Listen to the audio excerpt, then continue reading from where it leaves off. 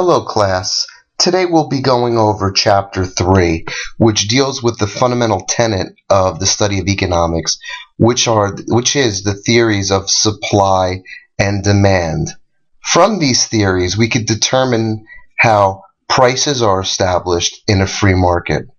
So today, during our lessons learned in Chapter 3, we will learn about the demand side of the market, the supply side of the market, putting the two graphs together, which will create a market equilibrium and price, and the effects of shifts in supply and demand on equilibrium price and equilibrium quantity. Let's first start off talking about the demand side of the market. Demand is the aggregate demand of all the final goods and services purchased by households for their own consumption. This can be outlined in what's known as a demand schedule.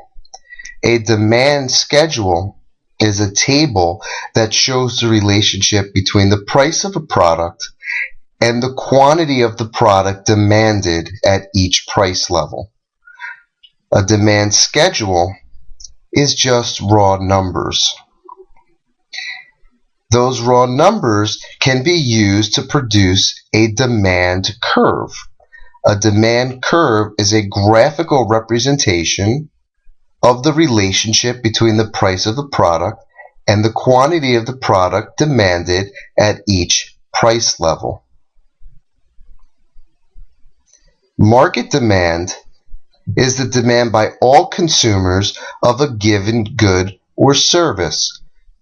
Whatever market exists for whatever product or service that is available to be purchased has a market and a total market demand, which is basically the sum of all the purchases made of a specific good and service by consumers for that specific product. Now, one thing to keep in mind, which is the second definition that's showed, is that of quantity demanded. Quantity demanded is the amount of a good or service that a consumer is willing and able to purchase at a given price. Keep in mind that last sentence as we move forward, willing and able to purchase. Taking a look at figure 3.1 from your text, we'll see an example of a demand schedule. This demand schedule represents the average price of tablet computers and the quantity in millions, or the quantity demanded in millions for these computers at each specific price. The blue shaded box shows 5 different price levels, starting at $700, working its way down to $300 in minus $100 increments. As we could see, as the price drops, more and more people are able and willing to purchase the product. As that happens, the quantity demanded will increase. To show this graphically, we typically create a 2-vector graph in which price becomes the y or vertical axis and quantity demanded becomes the x or horizontal axis. As we graph it, we see that the demand curve, or the connection between the different points as outlined in our demand schedule, shows a line that is downward shifting or downward sloping, looking from the left to the right. This means that the slope is negative. When a slope is negative, it is indicative of an inverse or opposite relationship between the two variables that serve as the axes for the graph. In this case, price and quantity are oppositely or inversely related, meaning as the price of the product drops, the quantity demanded increases.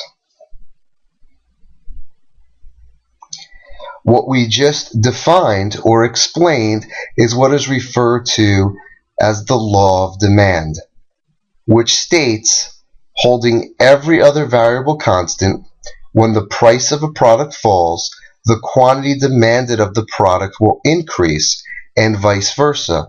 When the price of the product rises, quantity demanded of that product will decrease.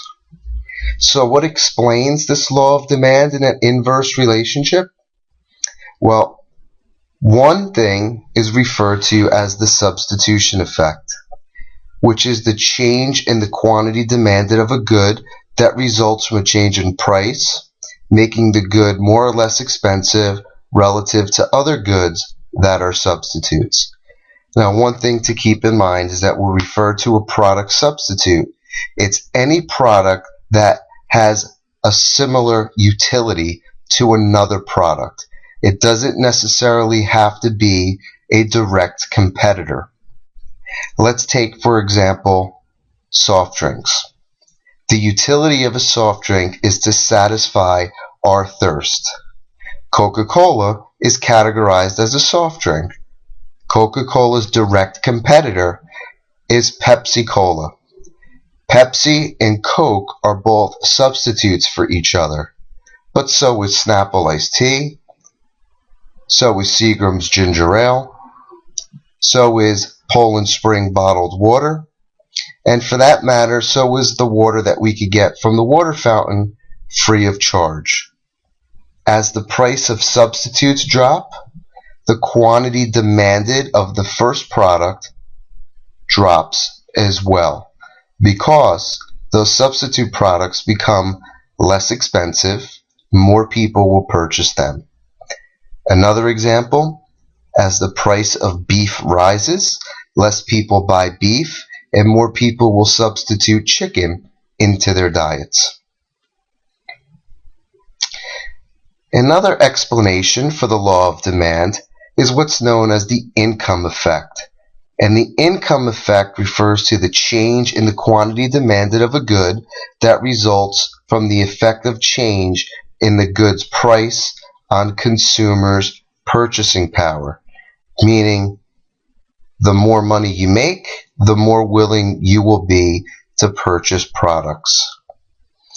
As we move on to Chapter 4, there is another similar theory, which is referred to as the wealth effect, very similar to the income effect in the terms or how it affects consumers' ultimate purchases.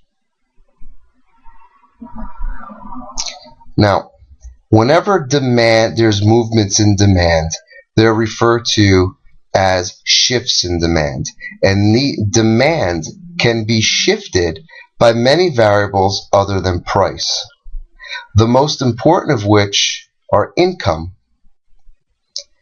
As we stated just earlier, as people's incomes increase and the price of products become less expensive in relation to a person's disposable income, we would think that the demand of that product will increase as well. That theory only holds true if a product is referred to or categorized as what's known as a normal good. A normal good is quite simply just a good for which the demand increases as income rises and decreases as income falls. If a product is classified as an inferior good, it has nothing to do with the quality of its production, but has everything to do with how the quantity demanded is affected by people's changes in income. An example of an inferior good are Big Macs. As people's incomes rise, they will eat less Big Macs and demand more high-quality beef products such as steaks.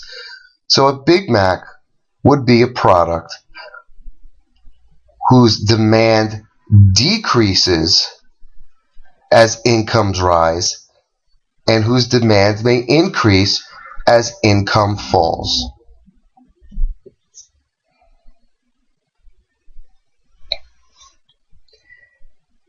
Another variable that'll shift demand is, again, another topic we spoke about a few minutes ago, and that is the price of substitute products. As the price of substitutes, or goods and services that could be used for the same purpose, and again, does not have to be a direct substitute, as those prices change, the quantity demanded for the original product will change as well, usually in an opposite relationship. The price of complements, or goods and services that are used together, will also affect the quantity demanded of the main product. As an example, let's take a look at video games and video game consoles. If Microsoft was to price their new Xbox product at $1,000 and insist on a 1-year Xbox Live membership in order to play any video games, the demand for those video games will be lower because the main product is going to be too expensive to purchase and operate. So even though the price of those games may be more economically priced than, say, those games of a new PlayStation console, the demand will be lower because those games can only be played on the complementary Xbox console. The market's taste will also drive demand, and taste is a subjective element that can be driven, or for lack of a better word, manipulated by ad campaigns or trends, or by a spokesperson coming out, or by product placement of a certain product in a very popular TV show, movie, or being worn, or a celebrity seen with it. When people see these images, it could affect a consumer's decision to buy a product. When that happens, quantity demanded for a product can increase or decrease. Population and demographics will also have an effect on quantity demanded. If the population is shrinking, or if the population increases, then the more of the quantity of a product will be demanded. This is a prime example why companies are expanding internationally, so they can open up new markets or open up their product to new markets to increase the quantity demanded, i.e. purchases of their product. But the demographics of a population also plays a main role in the quantity demanded of certain products. The United States population is aging. The greater portion of people in this country are over the age of 45. As we get older, our buying trends change. So the products that have been in high demand over the last 20 or 30 years, when the larger portion of the population were buying them, may not be as in demand now or in the next 10, 15, 20 years as they were. As populations change in terms of size and makeup, it can have a great effect on quantity demanded of certain products. And finally, the expected future prices of a product can change demand. If the expected future price is going to decrease, less people will buy today and will hold out to buy at the lower price, and vice versa. When they expect the future price to increase, they will buy more today ahead of that price increase.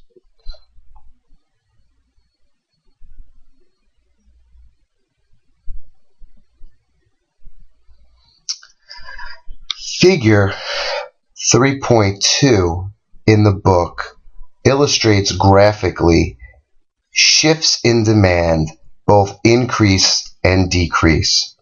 An increase in demand is always categorized by a rightward shift in the demand curve, meaning that at each price level, more products are demanded or a greater quantity is demanded. A decrease in demand is represented by a leftward shift of the demand curve, which means at each price level, the quantity demanded decreases. Again, remember, increases and decreases in demand are representative of a shift in the curve for which a new curve can be graphed. We'll talk about the differences in these shifts versus movements along the original curve in more detail coming up.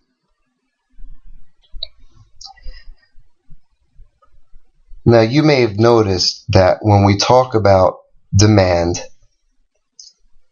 we are only using two variables, price and quantity, and we're not factoring in any of the other variables that we spoke about in detail, such as substitutes, complementary products, income levels, normal or inferior goods, taste and preferences, and population demographics. That is because we follow what's known as the Ceteris Paribus condition, which is Latin for which means all else equal, which is a requirement that when analyzing the relationship between two variables, in this instance price and quantity, other variables must be held constant. This is part of the economics experiments that we talked about in Chapter 1.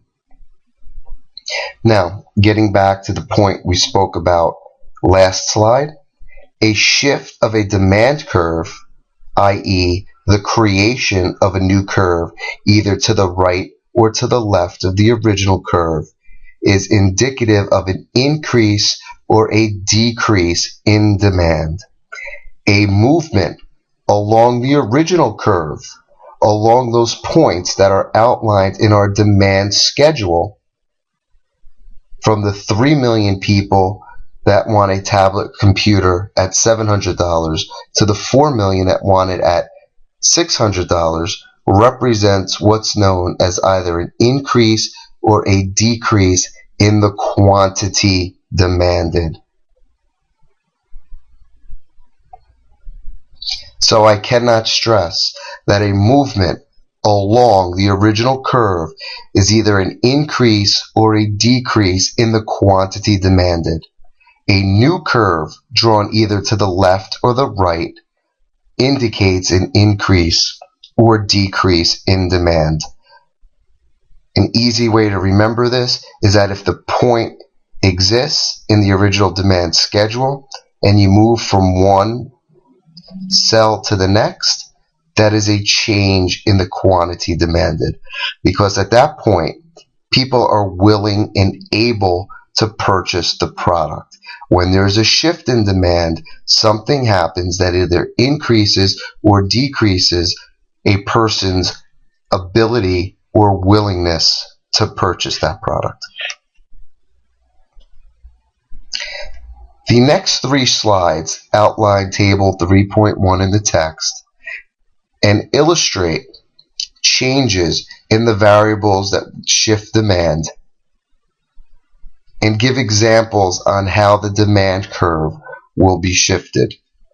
Since we spoke about this, I will let the slides run through so you can take your notes.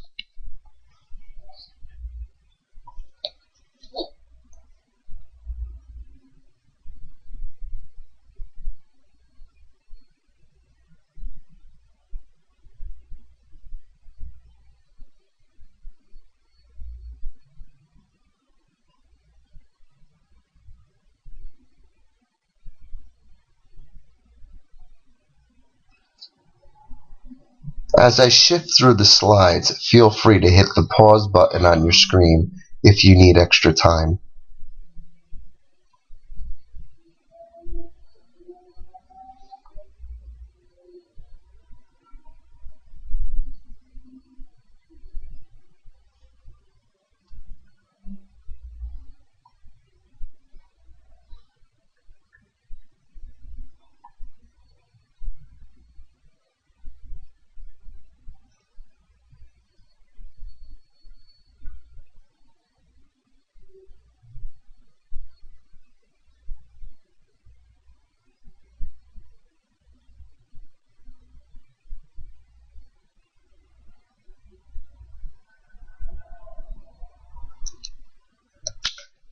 Figure 3.3 illustrates the difference in a change in demand versus a change in quantity demanded.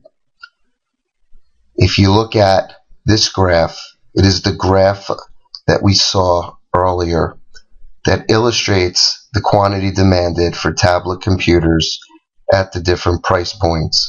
You could see at $700 there is a demand of 3 million units, illustrated by point A. At $600 there's a demand of 4 million units, illustrated by point B. As we move from point A to point B, that is indicative of a change in quantity demanded, or an increase in quantity demanded. But as we move from point A to point C, you can see that point C exists on a new demand curve labeled D sub 2. This means that at $700 there is a greater amount of quantity demanded, and it has increased from 3 million to 5 million units. This could be because of numerous things. It could be because the income levels of the market have increased. It could be because of the price of substitute products have gone up. Or it could be for a number of other factors that we spoke about earlier. Whatever the reason, the quantity demanded at that $700 price level has increased. And we could see that point C aligns with more units or a greater quantity demanded at point A. This is a representation of an increase in demand. Consequently, if something was done to decrease the market's ability to purchase, and there were only 1 million units demanded at a $700 price point, and that became point D would have less units demanded at $700 than point A, and that would represent a decrease in demand. We will go over this in a little more detail in our class meeting.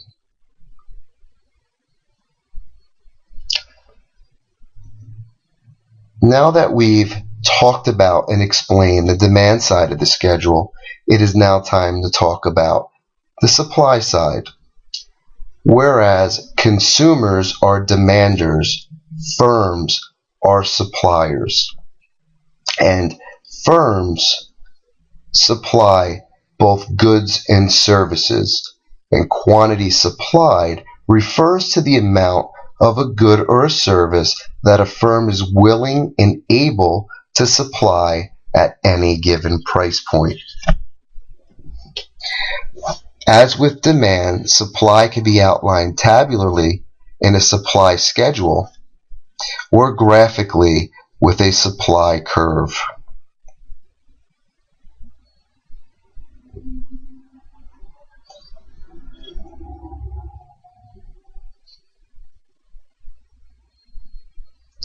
Here's an example.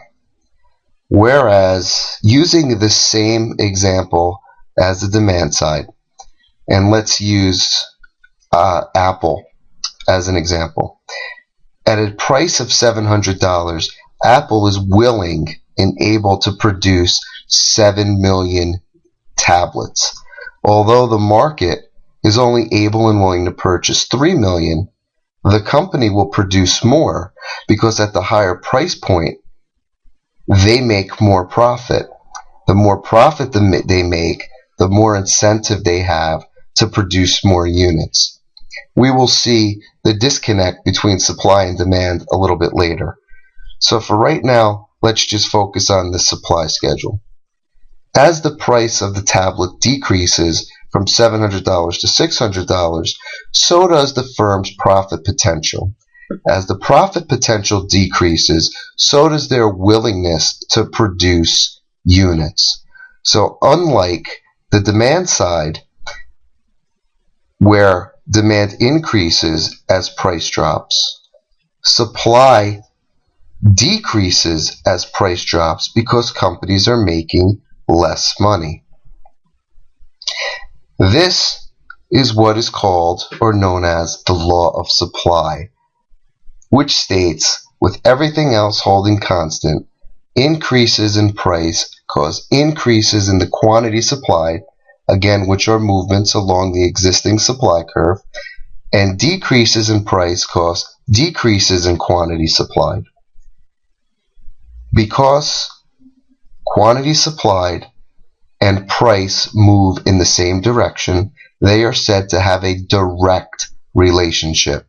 As the price of one product goes up, quantity supplied goes up, and vice versa. Now, as with the demand curve, there are certain variables that will shift supply, either decreasing it, represented by a leftward shift in the supply curve, or increasing it, represented by a rightward shift in the supply curve. We will now go over these variables that will shift supply. First and foremost is the price of inputs. An input is anything that's needed in order to produce an output or a final good and service. In chapters 1 and 2, we refer to these inputs as factors of production. So when we have an increase in factors of production, most notably that of raw materials and labor, that will be the greatest factor in whether supply will either increase or decrease. Secondly, we have what's known as technological change. As we stated last week and the week prior, technological change leads to production efficiencies. When we have production efficiencies, we could produce more units with less factors of production. When that happens, we have achieved what's known as efficiency. So a positive technological change that leads to greater efficiencies will likely increase supply. Whereas if we have a situation for which there's negative technological change, very rare, but may happen, we will induce what's known as a negative or decrease in supply. The price of substitutes have the opposite effect on supply as they do in demand. As the price of alternate products goes up, the supply will also change in the same direction. The number of firms in the market will also change supply. If you only have one producer producing 100 units, only 100 total units will be produced. If you have two firms producing 100 units, 200 units in total will be produced, thus increasing supply. And expected future prices. Again, this has the opposite effect as the expected future prices in demand. If the expected future price is going to be higher, then firms will supply less products now and more products in the future.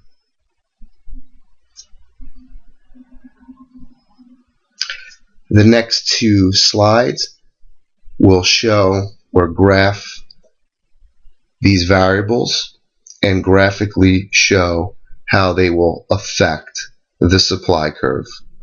Again, as I move through the slides, if you need any more time, feel free to hit your pause button on your screen.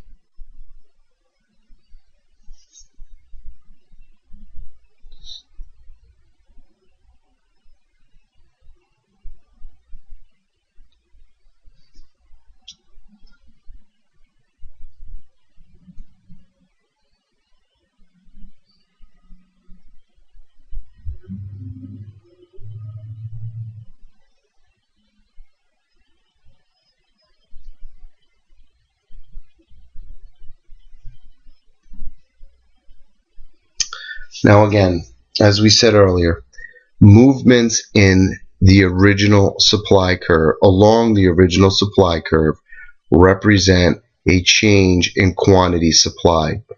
As the price of tablets increases and Apple is willing to produce more units, they're doing so with their current capabilities. Their willingness and their ability to produce changes. If something happens to change, i.e., the price of inputs drops dramatically for touchscreens and processors, or there happens to be a new technological change which makes the production more efficient, then that will serve to increase supply, meaning that they are able and willing to produce more units at a given price point. In this example, they'd be willing to produce 8 million units at a $600 price point versus the 6 million units of the original supply schedule. And again, a movement from supply curve S1 to S2 represents an increase in supply, whereas a movement along supply curve S1 from point A to B represents a change in quantity supplied. Now, up to this point, we've looked at supply and demand individually, but you notice that both curves, or the axes for both curves, are similar. Price in the vertical, quantity in the horizontal, which means we could graph these two curves on the same graph. And when we do that, since they move in opposite directions, they are going to intersect at some point. The point they intersect at is called market equilibrium.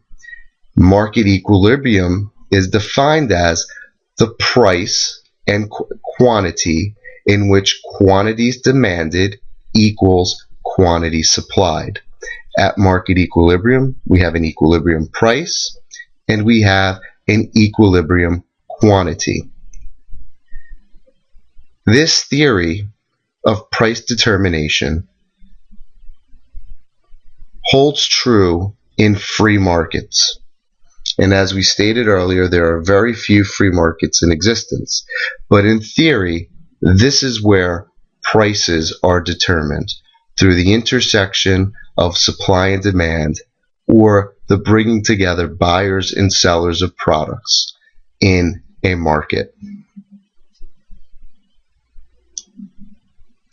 Now, since these two graphs move, or these two curves move in opposite directions, we will have situations in which the quantity demanded is either greater or less than the quantity supplied.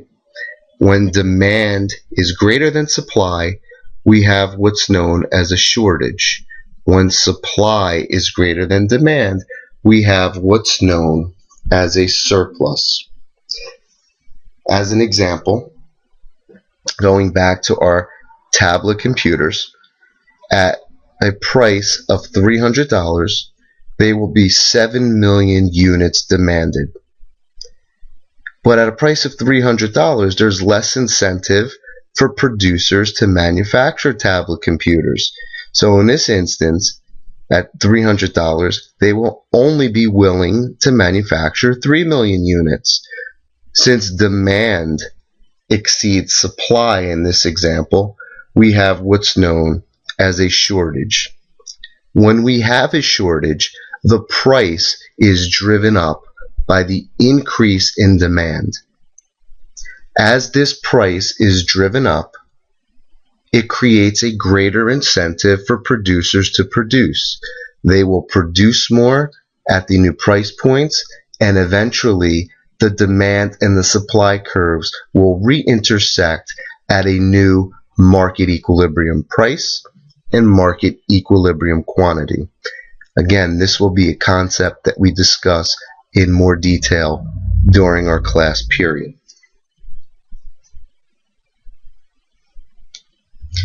Taking a step back before we move forward, I apologize, using this same graph as an example, at a price of $600, only 4 million people will demand the product, but there will be 6 million products produced. A situation in which supply exceeds demand is known as a surplus. When we have a surplus, the glut of units or inventory will create a price decrease. As the price of a product goes down, the incentive to produce more of that product decreases. As the available inventory of the product starts to be sold off, price will start to be driven up. As price starts to drive up, demand will slow down, production will increase, and again, these two curves will intersect at a new market equilibrium point. Now, demand and supply both count. Although many fiscal policies are aimed only at the demand curve, supply is equally as important, and vice versa. So keep in mind that the interaction or intersection of demand and supply determines price, and that neither consumers nor firms can dictate what the equilibrium price will be.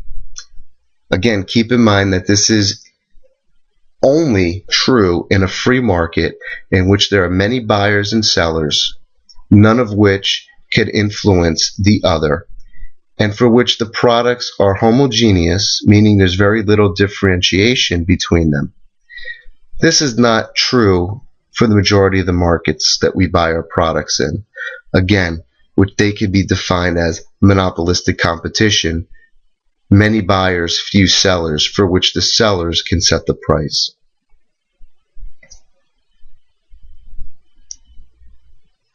Now, let's take the last few moments of this lecture to discuss how changes in supply or changes in demand can affect price.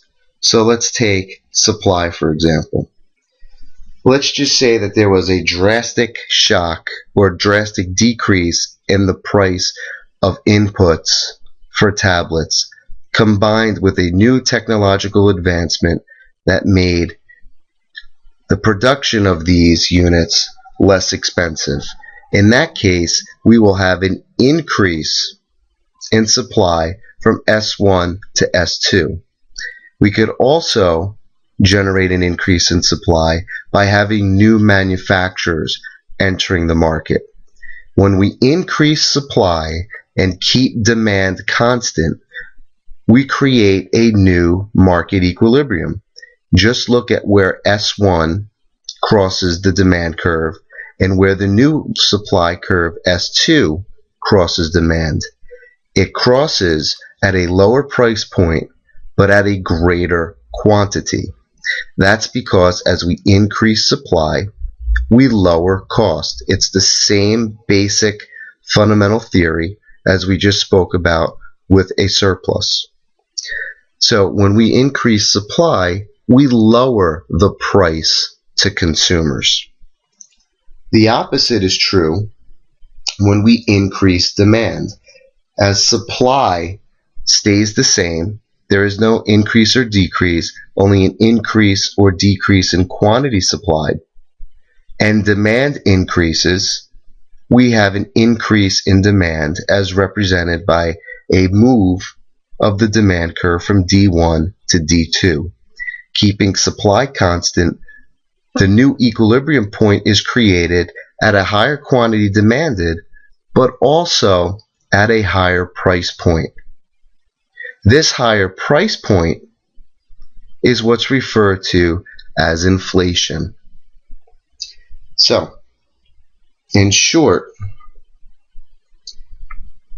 we could say when supply moves to the right at a faster rate than demand, or supply increases at a faster rate than demand, prices will either stay the same or decrease. Whereas if demand increases at a faster rate than supply, we will have a price increase.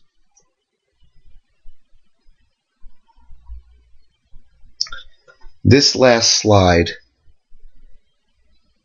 will summarize the movements and the changes in each curve and how price and quantity will be affected. Again, if you need more time to copy this, feel free to hit your pause button.